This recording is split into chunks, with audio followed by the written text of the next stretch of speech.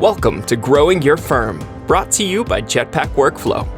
We're here to help firms unlock the secrets to help you reach your goals faster. And now, here's your host, founder and CEO of Jetpack Workflow, David Cristello.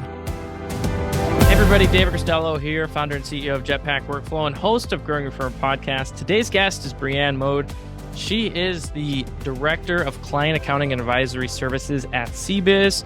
She has a really amazing history of working both as a kind of operator owner as well as controller in multiple endeavors. But we got on the podcast right before I hit record. We were just talking about her journey of building out a CAAS department at a large firm and what she learned, how it came to be. We're going to dig into this wonderful world of CAAS. Everybody's asking us about CAAS. How do we get in it? How do we grow it? What is it like? We're going to talk about that and so much more. But first, I'll say, Breanne, welcome to the show.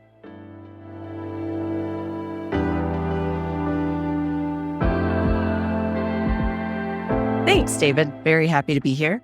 Looking forward to this chat. Yeah, I'm so excited because it just feels like, you open up your inbox, you open up any website and it's like CAAS this, CAAS that, and everybody's trying to understand and figure out the wonderful world of CAAS. And so I guess take us back. You've been at CBiz for about 2 years. What happened, 2.5 years ago that led you to, starting to lead this build out of this new department? Well, it's actually a funny story. So prior to joining CBiz, I had my own small boutique, outsourced accounting firm, CAAS firm. And I was coming home from a QuickBooks Connect conference. I think it was up in San Jose. And normally on flights, I tend to be headphones in, nobody bother me, right? Obviously, as a business owner and just typically anybody out in the business world, flights are also a good place to network. And just that day was like, no, don't put your headphones in, enjoy the flight back. And I happened to be sitting next to this gentleman and we just started striking up a conversation.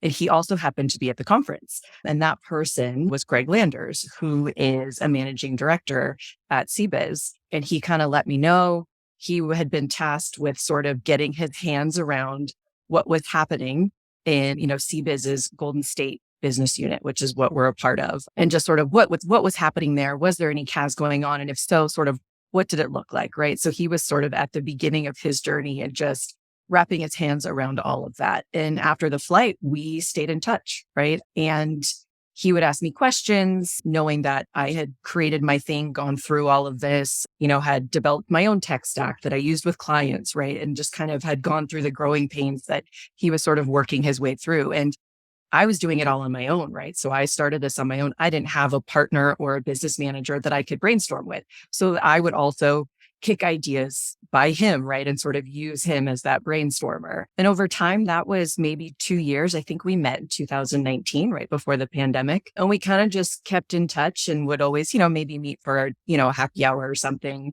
every few months. And over time, as he started to grow more, was like, I need a right-hand person. Who I need is you. And I was like, okay, well, interesting conversation. Let's chat about this, right? Because me comes with, some baggage. We'll say good baggage, but I come with something. So, yeah. And what was the firm size when Greg started to pitch you on, hey, you should just, come do CAAS. Come on over. CBiz. Yeah. We were small, right? Since I was running it on my own. At the time that we first started talking, I had 3 employees and maybe around $500,000 in revenue, something like that. Clearly you had a foundation here. I mean, I think some listeners would be like, oh, I can't wait to get to, $500,000. That means, secure, steady revenue. It's my own thing. You have 3 employees that you went out and you vetted and you hired. So it's not like just it's like your weekend side hustle. I mean, this was a full-blown business you were running. It was. Yep. And you make the decision. Sometimes that just happens organically, which it kind of did. I think I had started back, I chose to leave industry. I was working for a developer in San Diego and I decided to go out and start my own thing. And that was back in 2015, I believe. So for those who've been, really what we know as CAAS, it's been around for a while, right? It's really grown though in the last few years, right? Where it's really exploded in catching the attention of people. I think that's That's the point, is it's catching the attention of big firms. And that has been happening for some time as well. I know BDO has been in the space for a while. Some of the big firms have been getting in there, but it's not just, sole proprietors anymore doing work, right? I think everybody in the accounting world is really trying to tap into that way to help small businesses, right? However that can be. And do you think it's caught everybody's attention because, through a mixture of pricing optimization and technology, and maybe the business community is ready for it? Like, it's now really profitable and it's recurring. I mean, is that Yep. the crux of why we started to grow, this acronym?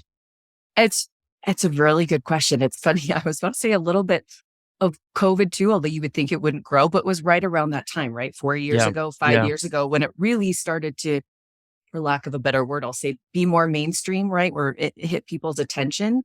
A lot of it too that we've seen, and I started to see, is also hiring, right? Even as accounting firms, it's so difficult to hire. And think of it as a business owner where your specialty is not accounting, right? Even you struggle as to, what am I looking for? Who do I want as my accountant, right? So I think you see that as well, as what better way. That's one less hassle for clients, right? They don't need to hire their internal accounting department. They just fully outsource that function. And it kind of makes sense, right? You're outsourcing it to experts, right? They know their industry, they being us, the accountants. We're hiring qualified individuals, accountants with experience. And I think that also gives that sense of comfort, right, to clients, is they know that they're outsourcing their work to people who are qualified accountants. Yeah. I mean, it's just been such an interesting ride over the last 3 or 4 years. And it's not going anywhere. And CBIZ, it feels like Yep. you really hit on something that has been an exciting opportunity for the firm and for clients. So to rewind back to 2021, Greg comes to Yep. you have 3 employees, you have a million revenue. I guess what does the plan start to look like to migrate or sell, or how do you start thinking about the economics and the bridge between your current firm and then coming under the umbrella of CBiz? Yep. That's also a great question. So for me, it was CBiz, and it was appealing. One of the things I love about them is they're very entrepreneurial company. You know, I think it was hard for a lot of people to be like, wait, you are an entrepreneur and you have your own thing and you've got so much liberty and freedom to do what you want to do. Also, sometimes that's an illusion, right? When you're a business owner, as you know. Yeah, Um, it's business owners. They give up working 40 hours a week for somebody else so they can work 80 hours a week for themselves. Exactly, right? It's a nice, beautiful trade-off. But so one of the things I loved about them is that entrepreneurial spirit, right? So CBiz grows a lot by acquisition. And that was something that I loved, is so you've got a lot of entrepreneurs that are within the organization, right? They're former business owners. They were acquired and now they're part of, the CBiz community. And I loved that. You've got a lot of different ideas and perceptions and people who are full of ideas, right? That's just part of their background.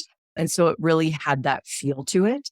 And I knew that what Greg and I were growing, right? The way we discussed it is, we were growing this department. It kind of didn't really exist at the time, right? Within the organization. So it felt like we were growing a business within a business, right? Which is Yeah. very appealing to an entrepreneur. And so for me, that definitely, I would say, swayed me more towards that decision.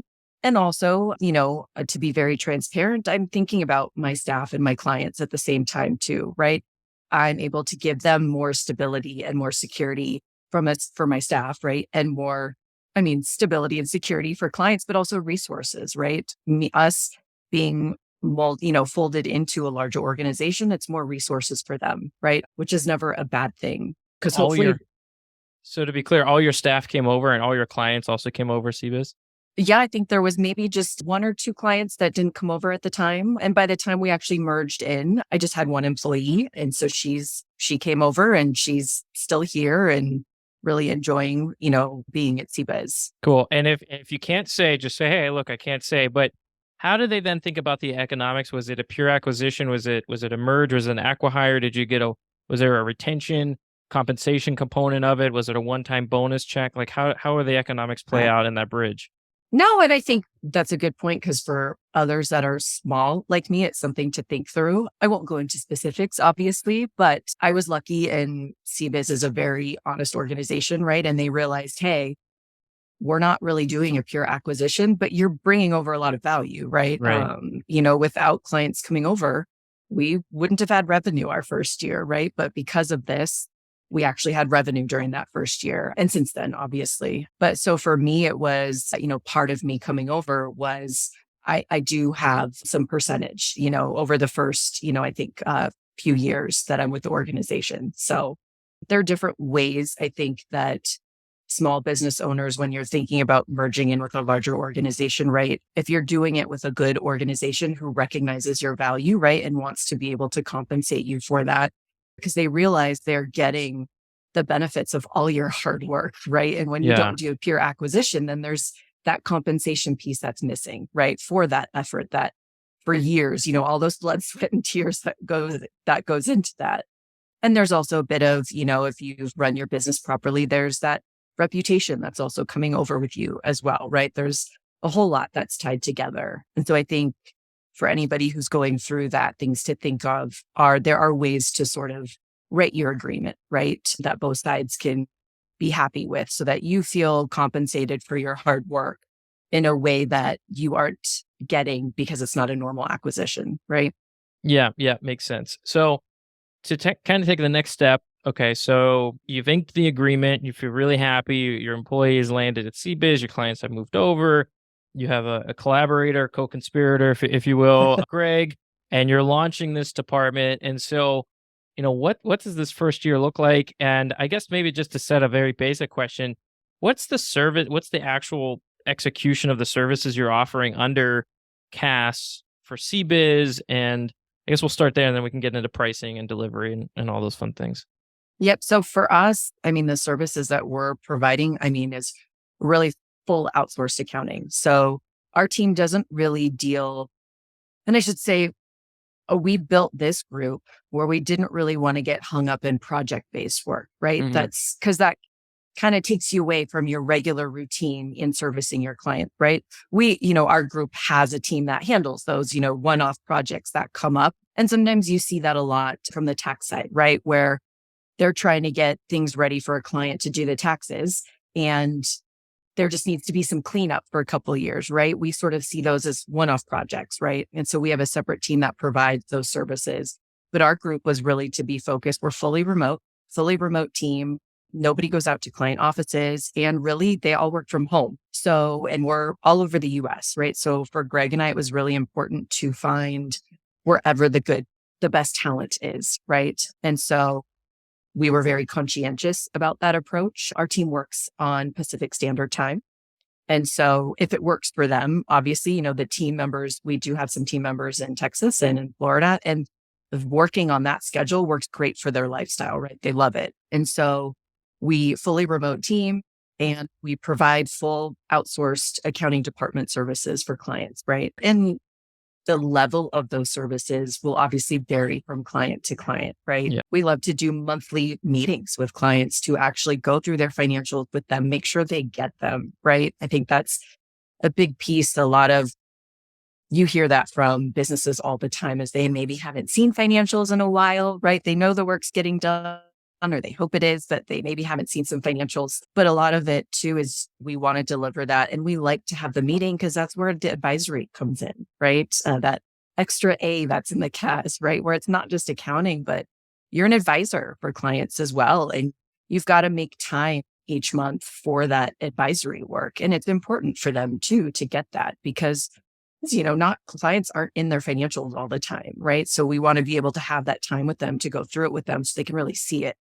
And we can hopefully provide some beneficial feedback for them or, if we're seeing any trends, important things, right? Things to point out to them that we hope will be useful for them in the running of their business. Yeah. Well, and I want to dig into this monthly meeting and maybe, a real or we can create a hypothetical example of like what this looks like and what you're running through and what's kind of the agenda and how long. But I'm curious, I know that's a spectrum, so kind of a broad answer is totally fine. But when you think about pricing, I'm assuming is it a monthly fee they're paying, and then where does it start, and then kind of what's the upper echelons of where the price could go?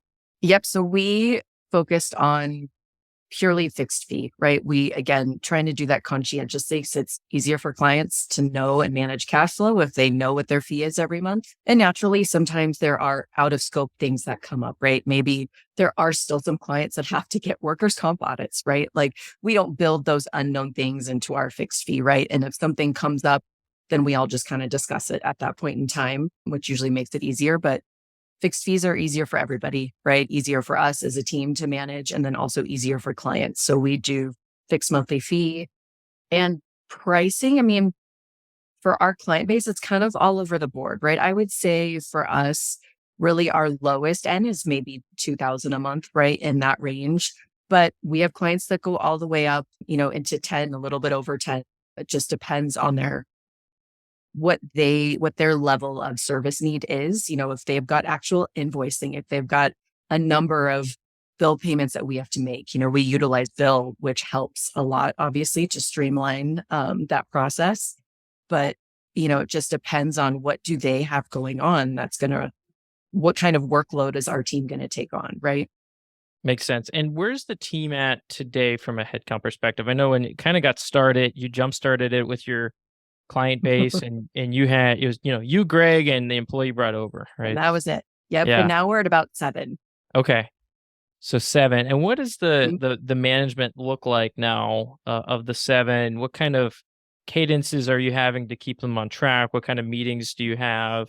And I'm curious how you triage this one-off, these one-off requests that are out of scope requests that might come up. Yep. So the way we've structured, which I have felt in the past, right, in my experience, worked well, and we have found has worked well here is our team members are the team member for clients, right? They handle everything, as Greg would say, soup to nuts, right? Like they are that person.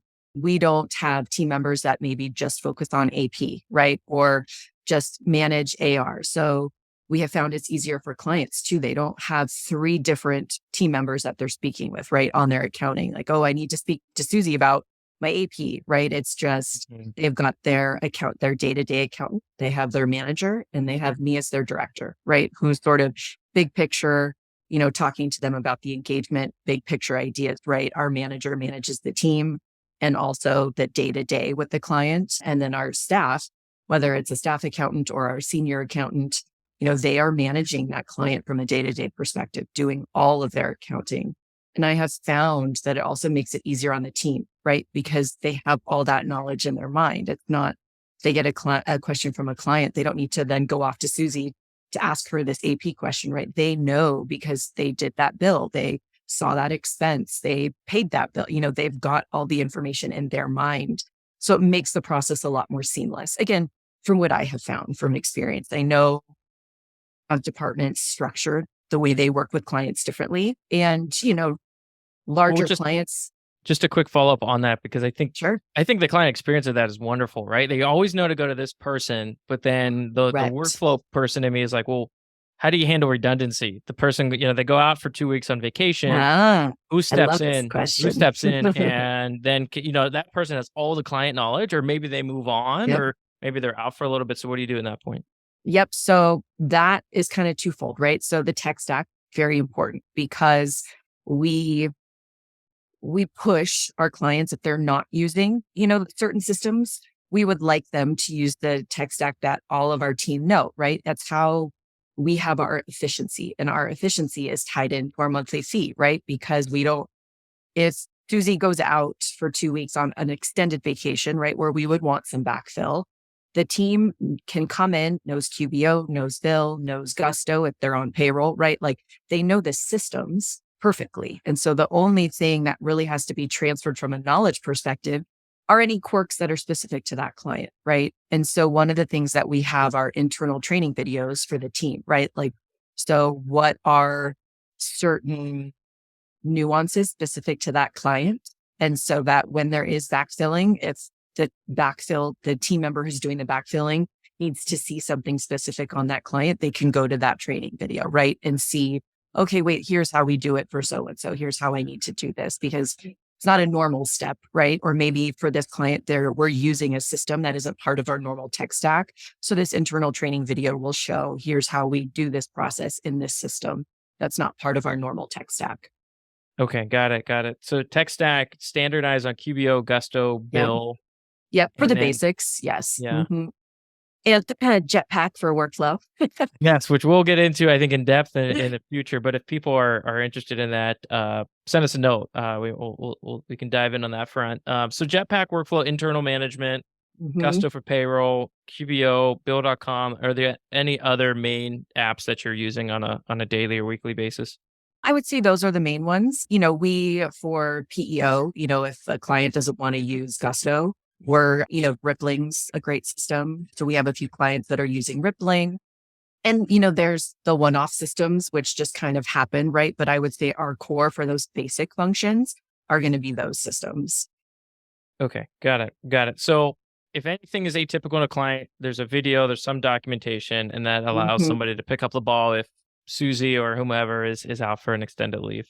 Yep. And I think the normal, handoff of information, if there's key things that are in play, right, before you go out on vacation, that never goes away, right? You always want team members to be handing off important, hey, we're in the middle of this, right? I think one thing I'll mention too that we have found has been very helpful. So I did this at my company and kind of brought it over into CBiz when we merged. Greg really loved the idea and it's worked really well for us is every client has an internal team email account. So for example, say we did Jetpack's accounting, right? It would be Jetpack CAAS at cbiz.com, right? Whatever it might be.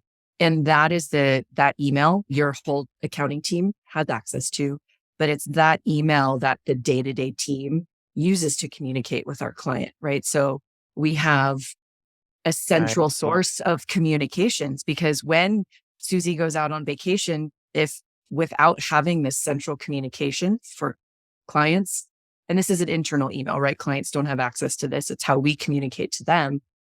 You would lose that valuable information that's just sitting in Susie's specific corporate inbox, right? And if she leaves, then we have to dig through all of that, right? Client historical email history, is centralized and it makes it a whole lot easier. My team, if they need me to, hey, Bree, we're talking about this topic with a client. Can you pop into the email and take a look at the thread, right? They don't have to forward me the emails and say, hey, can you look at this? They just let me know they need me to go in there and take a look at this thread because I might want to hop in and chime in on something, right? Very cool. It makes it a whole lot easier and also for clients, right? So the display name is going to say like Jetpack Accounting, right? So if I have to email one of your vendors, it's not going to say Breanne Mode, right? And who's Breanne Mode, right? Like, oh, Jetpack Accounting. They might notice that it's an @CBiz email address, but it's, over time, they're going to know who we are, right? And why we're emailing them. And I've found it makes it a lot cleaner for customers and vendors when they're getting communication from us. The client's name is in the email. So it ties us to that person that they should know, right? No, that's great. And you're managing the emails themselves.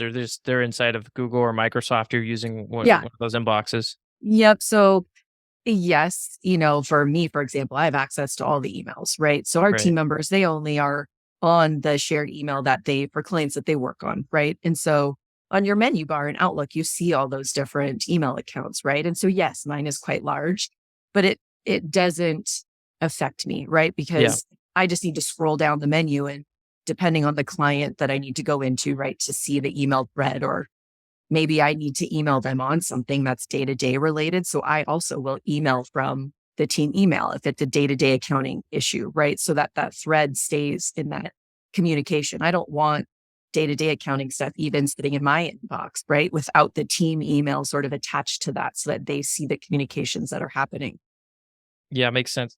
I know we have to wrap up here shortly, but I want to switch gears just for a little bit and talk about new client acquisition. So you came in with a number of clients. CBiz is obviously very large, many different entities. So how is new client acquisition treated inside of this department?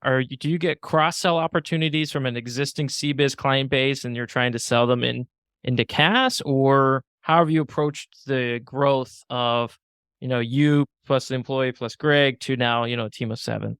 Yep. And so, it's a few different ways, right? Greg and I have been in the accounting industry for quite some time, right? And so we have referrals that come in from our networks, right? That Yeah. just know who we are. Well, I've had a few come in from my network, right? That knew I was doing my own thing, but oh, great. Now you're part of CBiz, right? And so things have come that way. But yes, there is. I think tax work and CAAS work really go hand in hand, right? There's that seamless handoff between the two groups, ideally seamless, right? That's what you work towards. That just makes the whole experience better for clients, right? They know that their team as a CBiz team, they've got their tax, CBiz tax team, they've got their CBiz CAAS team, and we're handling stuff throughout the year, right? And then our tax teams also start to trust and really love, like, okay, our CAAS group has got it. The financials that we're going to get at the end of the year, right, are clean. It's easy for us to do the taxes. There's not usually a lot of back and forth that has to happen with the client, but also it helps clients in that they can kind of take that step back, right? Like, we know the accounting, odds are we know the answer, right? And they're always involved on emails, right? You don't ever want to answer on behalf of the client, but thankfully, usually we'll know the answer to the question, right? And when we don't, that's where it's like, hey, client X, we're not quite sure about this answer for the tax team. Can you chime in? But it really makes that experience lighter for them as well, right? Less of a stressful time period, because they know the two teams are just communicating with each other. When we're done, we let the tax team know, hey, we're done with the year. We've had our final meeting with client. They've signed off on financials. We're good to go. Let us know what your list is of what you need, right, for the year to get started. But the tax team too, you'll find there is a lot of that now that they know we're here, right? And we've, built our reputation and whatnot. That helps them to know that when they have clients saying, hey, I'm using, Susie bookkeeper and I'm outgrowing her, do you have any suggestions? It helps that they can say, actually, yes, we have a CAAS department. We've got a CAAS team here in Golden State. Let me make you an introduction. And that's been great from that perspective as well. And also that cross, referral goes both ways. We have clients who have come in and maybe had an outside tax accountant, right? But once they're in, they're like, you know what? One, maybe I'm not happy with that tax group, but also I would like to consolidate and just be under one roof, right? And so then we've referred a lot of clients out to, the tax team and CBiz as well. So there's a lot of fluidity between the two groups, and it just makes a lot of sense. I love it. I mean, it makes, like you said, it makes a lot of sense whether, you're listening and it's that department relationship, or if you kind of focused on one as a small firm, it's a great referral partnership you can build with another. I think there's a lot to go through. Breanne, we could talk about so much more in the wonderful world of CAAS. If somebody's listening, they want to reach out to you, thank you, ask you a question, what is the best way for them to connect with you? I would say shoot me an email. My email is breanne.mode@cbiz.com. And I'm wondering if I should spell that. We're going to link everything up in the show notes too, Perfect. right? So yeah, I guess I'll say then, if you couldn't jot down all the notes from today, all the takeaways, all the action items, you can go to jetpackworkflow.com/blog. That's jetpackworkflow.com/blog. We're going to do a full write-up. We're going to link up. We're going to put the email in there. So if you're going to reach out to Breanne, I encourage you to do so. If you enjoyed today's interview, leave us a 5-star review. It helps us get the word out. We really loved it. If Breanne said something that really sparked a new idea for you, share it with a fellow firm owner. I know that's the best way to say thank you to her, myself, for the show today. Breanne, it's been a real treat. Thanks for coming on. Thanks, David. This was a lot of fun. Thanks for having me. Thank you for joining Growing Your Firm, the podcast series for global, small, and medium-sized businesses ready to scale and increase profits. You can check out more podcasts by following the links in the show notes. And don't forget to subscribe, rate, and review wherever you're listening. At Jetpack Workflow, we're all about maximizing returns for accounting firms and CPAs.